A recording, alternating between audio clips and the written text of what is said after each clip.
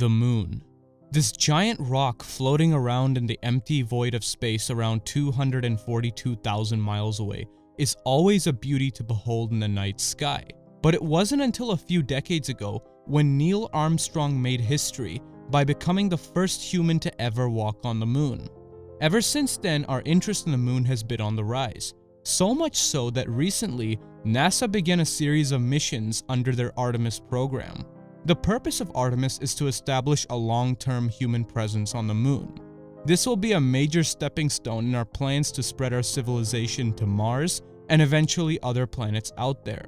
Aside from the scientific progress that Artemis aims to bestow upon us, lunar exploration has a massive potential to grow our economy in so many ways.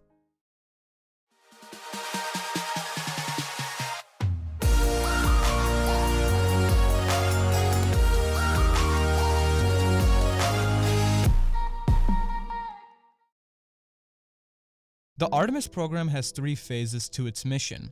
Phase 1 oversaw the successful unmanned launch of the Orion spacecraft and space launch system around the moon. The upcoming Phase 2 will be a manned launch of the Space Launch System and Orion spacecraft around the moon. By Phase 3, NASA hopes to have regularly scheduled Artemis missions with an established human presence on as well as around the moon. It plans to do this by building a lunar base on the south pole of the moon by the end of the 2020s. Since Artemis will be our first attempt in decades to put feet on the moon, this means new technologies must be produced to facilitate the mission. The spacecraft that will be transferring the crew, the spacesuits that will be worn on the lunar surface, the creation of the orbit outpost called the Gateway, on-orbit fuel transfers, and the habitat for the lunar base are all components of Project Artemis that NASA either has or will potentially task private companies with through multi-billion-dollar contracts. For example, NASA signed contracts with private space companies Blue Origins and SpaceX worth $6.3 billion collectively for the development of the Human Landing System, which will transport astronauts between the lunar surface and the orbiting Gateway station. This not only saves billions in taxpayer money, but will lead to the creation of tens of thousands of new jobs in what is the booming private space industry to design, construct, and test this system and then implement it on the moon.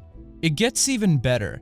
Should Project Artemis be a success, then lunar tourism and payload delivery could be a huge source of revenue as well. While exact estimates can't be made yet, NASA predicts anywhere from several million to well over $1 billion in economic activity could result from this. And with improvements in the lift capability of rockets, the transport cost per kilogram of payload has been reduced drastically, which will also fuel the development of new sectors of the lunar exploration industry, like nanosatellites and constellations of communication satellites. Above all this, there is another economic reason worth looking into the moon for: an isotope called Helium-3.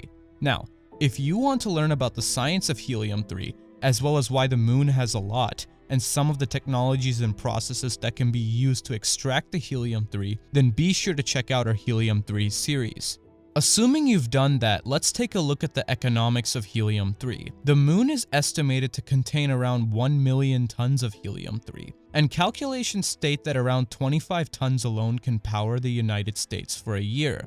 Constructing a Helium-3 fusion power plant to actually utilize the energy from the isotope would take around $5 billion, and each shipment of Helium-3 to the Earth following its extraction from the moon would cost around $140 million for roughly 220 pounds of Helium-3.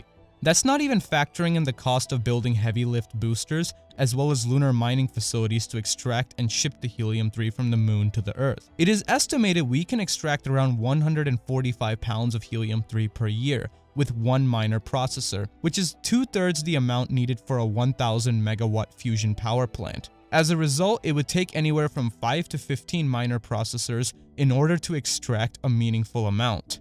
With 5 of those 1,000 megawatt fusion plants, electricity could be supplied for as low as 5 cents per kilowatt hour. For comparison, in 2022, the average US household paid around 15 cents per kilowatt hour for electricity. Not to mention, a Helium-3 power plant would be far cleaner for the environment compared to coal, and the extraction and transport process would not be as detrimental to the environment as natural gas. Overall, both Helium-3 lunar mining and Artemis aren't something that will be built in a day. There are still a lot of obstacles along the way to make both of these things feasible and a massive part of our economy. This video was meant to introduce you to these concepts, and there will be more to come as developments are made. If you wish to keep up with Project Artemis and Helium-3, as well as a bunch of other developments in science and technology, then stay tuned for future Artemis videos, as well as upcoming installments in our Helium-3 series. As always, we hope you enjoyed this lesson and stay tuned for more science videos.